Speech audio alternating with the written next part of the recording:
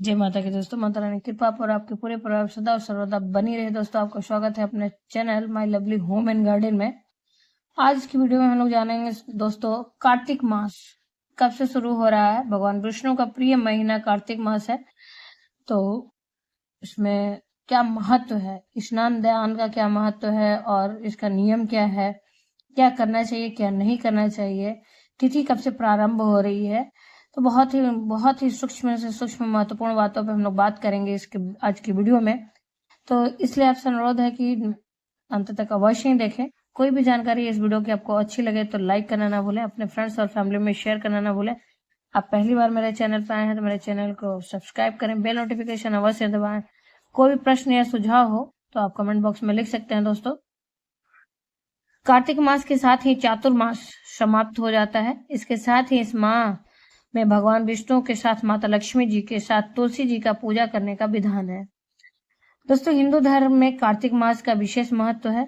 ये भगवान श्री हरि विष्णु का प्रिय महीना है। यह चतुर्मास का अंतिम महीना होता है। दोस्तों, शरद पूर्णिमा के बाद कार्तिक मास का आरंभ हो जाता है। इस बार शरद पूर्णिमा 28 अक्टूबर को है और उसके अगले दिन यानी कि 29 अक्टूबर से कार्तिक मास आरंभ हो जाएगा। कार्तिक मास के दौरान भगवान विष्णु के साथ मां लक्ष्मी और तुलसी की पूजा करना शुभ माना जाता है। इसके साथ ही कार्तिक पूर्णिमा के साथ इस मास का समापन हो जाता है। तो दोस्तों, इस माह का प्रारंभ कब से हो रहा और समाप्त कब हो रहा जानते हैं। कार्तिक मास का आरंभ जो है 28 अक्टूबर 2023 से हो रहा है और इसका समापन हो रहा है 27 नवंबर 2023 दिन सोमवार को कार्तिक पूर्णिमा के साथ हो रहा है। दोस्तों, इस महीने का महत्व क्या है। चातुर्मास का कार्तिक मास जो होता है सबसे खास महीना माना जाता है, क्योंकि इसी महीने में भगवान श्री हरि विष्णु योग निद्रा से जाग जाते हैं। भगवान विष्णु देवोत्थान एकादशी या देव उठनी एकादशी के दिन 4 महीने की निद्रा से जाग जाते हैं। कार्तिक मास के दौरान स्नान दान का विशेष महत्व है। मान्यता है कि इस मास में पवित्र नदियों का स्नान करने के साथ दान करने से कई गुना अधिक पुण्य की प्राप्ति होती है। इसके साथ ही कुंडली के ग्रह जो हैं वो भी मजबूत हो जाते हैं, उनकी स्थिति भी मजबूत हो जाती है। दोस्तों, फिर साथ में तुलसी पूजा का क्या महत्व है। कार्तिक मास में भगवान विष्णु की पूजा करने के साथ तुलसी के पौधे का पूजन करना भी लाभकारी माना जाता है। इस पूरे महीने में तुलसी को जल देने के साथ इस मास में शाम के समय घी का दीपक जलाने की परंपरा है। मान्यता है कि ऐसा करने से भगवान विष्णु के साथ माता लक्ष्मी भी प्रसन्न होती हैं। इसके साथ ही इसी मास में तुलसी विवाह होता है, जिसमें तुलसी और शालिग्राम की विधि विधान के साथ पूजा कराई जाती है। दोस्तों, फिर माँ लक्ष्मी का क्या संबंध है इस महीने से। कार्तिक मास में माँ लक्ष्मी का भी अत्यंत प्रिय महीना माना जाता है। माना जाता है कि इस मास में माँ लक्ष्मी धरती पर भ्रमण करती हैं और अपने भक्तों को हर कष्ट से मुक्ति दिलाती हैं और हो रही कष्ट जो होती है उनकी हर लेती हैं। इसी माह में धनतेरस से लेकर दीपावली तक का त्योहार मनाया जाता है जो माँ लक्ष्मी से संबंधित है। इस माह में लक्ष्मी जी की विधिवत पूजा करने के साथ उनकी प्रिय वस्तुएं अर्पित करने से वह जल्द प्रसन्न होती हैं दोस्तों, और धन ऐश्वर्य का आशीर्वाद देती हैं। इस माह में भगवान की भक्ति और पूजा अर्चना करने से मनुष्य की सारी इच्छाएं पूर्ण होती हैं। दोस्तों, कार्तिक मास का जो महत्व है, स्कंद पुराण में लिखे अनुसार भगवान विष्णु और विष्णु तीर्थ के समान ही कार्तिक माह भी श्रेष्ठ और दुर्लभ है। कार्तिक पूर्णिमा के दिन महादेव ने त्रिपुरासुरों राक्षस का वध किया था और भगवान विष्णु ने मत्स्य अवतार लिया था। कार्तिक महीने में भगवान विष्णु मत्स्य अवतार लेकर जल में रहते हैं। ऐसे में कार्तिक के पूरे महीने में सूर्योदय से पूर्व नदी या तालाब में स्नान करने और दान करने से वैकुंठ लोक की प्राप्ति होती है।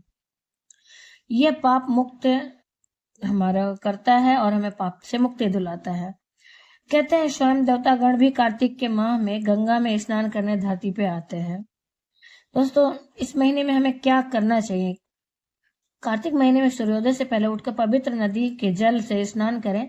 किसी नदी में स्नान भी कर सकते हैं, इससे भी मोक्ष की प्राप्ति होती है, पाप धुल जाते हैं। लेकिन ऐसा संभव नहीं है कि सभी लोग स्नान कर पाए नदियों में, क्योंकि सबके पास उपलब्ध नहीं होती है। तो ऐसी स्थिति में आप अपने नहाने के जल में, स्नान के जल में आप गंगा जल मिश्रित करके स्नान कर सकते हैं। फिर उसके बाद दोस्तों खाली पेट पानी के साथ तुलसी के कुछ पत्ते खाएं। मान्यता है कि इससे साल भर बीमारियों से आपको राहत मिलती है। दोस्तों कार्तिक के महीने में रोजाना तुलसी के नीचे दीपक जलाएं और परिक्रमा करें, इससे धन लक्ष्मी प्रसन्न होती है। कार्तिक माह में दिया गया दान जैसे अन्न, ऊनी वस्त्र, तिल, दीपदान, आंवला दान करने से हर तरफ से लक्ष्मी की कृपा मिलती है। इस महीने में मूली, कंद, गाजर, ग्रालू और शकरकंद खाना सेहत के लिए अच्छा होता है, इससे व्यक्ति निरोगी रहते हैं। दोस्तों इस महीने में बहुत सारे नियम भी लोग लेते हैं, नियम धारण करते हैं, व्रत का नियम धारण करते हैं, दीपदान का नियम धारण करते हैं, साथ ही माला जाप का नियम धारण करते हैं। तो जो नियम आप लेते हैं संकल्प, उस हिसाब से आप पूजा कर सकते हैं। दोस्तों फिर इस महीने में हमें करना क्या नहीं चाहिए ये जानते हैं। कार्तिक के महीने में शरद ऋतु शुरू होती है। दो बदलते मौसम के बीच का समय होने से इस महीने में जो है इन दिनों सेहत संबंधित परेशानी भी होने लगती है। ऐसे में कार्तिक महीने के दौरान बैगन, मट्ठा, करेला, दही, जीरा और फलियां और दालें नहीं खानी चाहिए। कार्तिक के महीने में श्री हरि जल में निवास करते हैं, इसलिए भूलकर भी मछली या फिर अन्य प्रकार के तामसिक चीजें ग्रहण नहीं करना चाहिए। दोस्तों साथ ही आप इस समय विष्णु सहस्त्र नाम का जाप कर सकते हैं। उसके बाद दोस्तों आप चाहें तो भागवत की पाठ कर सकते हैं। किसी भी धार्मिक पुस्तक को पढ़ने का आप संकल्प ले सकते हैं। जो भी आपकी इच्छा और सुविधा हो उस हिसाब से कर सकते हैं। अगर नहीं व्रत कर पा रहे हैं तो सिर्फ दीपदान कर सकते हैं सुबह और शाम। और इस समय स्नान किया जाता है सूर्योदय से पहले दोस्तों, ब्रह्म मुहूर्त में, उसका विशेष लाभ मिलता है। तो तुलसी से संबंधित कुछ और भी खास बातें हैं। इस महीने में तुलसी की विशेष सेवा और पूजा की जाती है, जिससे हर प्रकार की आर्थिक तंगी से छुटकारा मिलता है और लक्ष्मी माता का विशेष आशीर्वाद प्राप्त होता है। तो कार्तिक महीने में तुलसी के पत्ते खाने का तो विधान है कि खाने से आप पूरे वर्ष निरोग रहेंगे, लेकिन खाने में जो चीजें इस्तेमाल करनी है, लेकिन उसे तोड़ते समय रखा जाता है कुछ बातों का ध्यान। दोस्तों तो जानते हैं किन बातों का हमें ध्यान रखना चाहिए तुलसी को तोड़ते वक्त। कार्तिक मास में गंगा स्नान का बेहद खास महत्व माना गया है। माना जाता है कि पूरे कार्तिक मास में तुलसी को जल देने के बाद भगवान विष्णु की भी विशेष कृपा प्राप्त होती है। मान्यता है कि इस महीने में तुलसी की पूजा से पुण्य की प्राप्ति होती है। कार्तिक मास में तुलसी के पत्तों को बिना स्नान किए नहीं तोड़ना चाहिए, ऐसा शास्त्रों में कहा गया है। मान्यता है कि ऐसा यदि आप करते हैं तो ऐसा करने से जो आपका पूजा का फल है वो निष्फल हो जाता है। ऐसे में कार्तिक मास में हर किसी को नहाने के बाद ही तुलसी के पत्ते तोड़ने चाहिए। फिर दोस्तों पुराणों के अनुसार पूर्णिमा, द्वादशी और अमावस्या को तुलसी के पत्ते नहीं तोड़ने चाहिए। इसके साथ ही संक्रांति, रविवार दोपहर और शाम को उसके साथ ही रात्रि के समय तुलसी के पत्ते तोड़ने से परहेज करने चाहिए। कार्तिक मास की अवधि में अगर तेल मालिश आप किए हुए हैं तो तुलसी के पत्ते तोड़ने से बचना चाहिए। कार्तिक मास में तुलसी के पत्तों को कभी भी चबाकर नहीं खाना चाहिए। धर्म ग्रंथों के अनुसार जन्मा या मृत्यु के और शौच काल के दौरान तुलसी के पत्ते नहीं तोड़ने चाहिए। मान्यता है कि इस स्थिति में तुलसी तोड़ने से व्यक्ति पाप का भागी बनता है।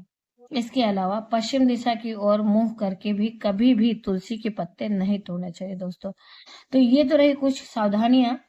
तुलसी के पत्ते इस महीने में खाना सर्वश्रेष्ठ होता है, लेकिन तुलसी के पत्ते तोड़ने की सावधानियां जो है उसे आप ध्यान में रखते हुए तुलसी के पत्तों को तोड़ें और इस्तेमाल करके अपने सेहत को स्वस्थ रखें। माता तुलसी और उनकी पूजा करके, श्री हरि विष्णु शालिग्राम की पूजा करके आप भगवान का आशीर्वाद, माता लक्ष्मी का आशीर्वाद प्राप्त कर सकते हैं।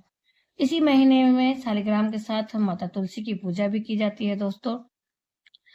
और इसी महीने से भगवान का जो है कि चातुर्मास का समापन होने से निद्रा से भगवान उठते भी हैं, उन्हें उठाया भी जाता है, जगाया भी जाता है देव उठने एकादशी से। दोस्तों इस महीने में तुलसी की पूजा का विशेष प्रावधान होता है, विशेष लाभ मिलता है और महत्व है। तो तुलसी के जो है हमें इस्तेमाल करने से या फिर उनको तोड़ने से पहले क्या सावधानियां हैं वो तो हमने जान ली, और इस महीने का महत्व क्या है वो भी जान लिया। लेकिन अब तुलसी से जो है पूजा के 5 नियम क्या है उसे जानते हैं। कार्तिक माह में नियमित सूर्यास्त के बाद आपको तुलसी जी के सामने एक घी का दीपक जरूर अर्पित करना चाहिए। ऐसा करने से आपके घर में कलेश शांत होता है और सकारात्मक ऊर्जा का प्रवेश होता है। कार्तिक माह में तुलसी जी को नए वस्त्र और सुहाग का सामान भी अर्पित करना चाहिए। तुलसी जी को हमेशा हरी चूड़ियां और हरी चुनरी ही अर्पित करनी चाहिए, क्योंकि तुलसी जी बुध ग्रह का प्रतिनिधित्व करती हैं। तुलसी में सिंदूर या कुमकुम चढ़ाने की जगह आपको हल्दी अर्पित करनी चाहिए, क्योंकि पीला रंग श्री हरि विष्णु को अति प्रिय है। तुलसी की परिक्रमा भी कार्तिक मास में अलग ही महत्व है। वैसे तो आपको नियमित ही तुलसी की परिक्रमा करनी चाहिए, मगर यदि आप रोज नहीं कर पाते हैं या पाती हैं तो कार्तिक मास में नियमित तुलसी के पौधे की 3 बार परिक्रमा जरूर करें। तुलसी को नियमित काले तिल डालकर जल अर्पित करें। पहले आपको सूर्य को जल अर्पित करना चाहिए और उसके बाद तुलसी को जल अर्पित करना चाहिए। दोस्तों ये तो रहा कार्तिक मास से संबंधित कुछ जरूरी बातें, नियम और क्या करना चाहिए क्या नहीं करना चाहिए, और कार्तिक मास का महत्व क्या है। तो उम्मीद करते हैं इस वीडियो की जानकारी आपको अच्छी और उपयोगी लगी होगी। अगर अच्छी और उपयोगी लगी तो लाइक करें।